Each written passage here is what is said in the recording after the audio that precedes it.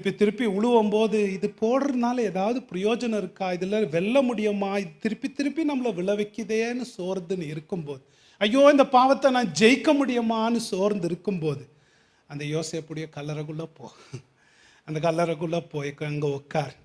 கொஞ்ச நேரம் உட்காந்து அங்கே காணுமே, அவர் இங்கே இல்லை, அவர் உயிர்த்தார். உயிர்த்து எங்கே இருக்கிறாரு? முற்று முடிய நீ ரட்சிக்க உன்னை ரட்சிக்கிறதுக்கு தேவையான உயிர்த்தெழுதலின் சகல வல்லமையும் உன் வாழ்க்கையில பழிக்க என்றென்றும் உயிரோடு இருந்து பரிந்து பேசுகிறார். அங்க போய் உட்காந்து கொஞ்ச நேரம் யோசிச்சு பார்த்தா எங்கில்லாத பலம் வரங்க பாவத்தை மேற்கொள்றதுக்கு. உயிர்த்தெழுதலின் வல்லமை நமக்குள்ள பாயும். பவுல் சொல்லலையா, அவருடைய உயிர்த்தெழுதலின் வல்லமையை நான் அறிய வேண்டும். கோவத்தை கட்டுப்படுத்த முடியல, பொறாமை கட்டுப்படுத்த முடியல, கல்றக்குள்ள போ போ. அவர் வல்லமை பாயும் உனக்குள்ள, உயிர்த்தெழுதலின் வல்லமை. அந்த வல்லமையோடு வெளியே வருவேன். அவர் வந்த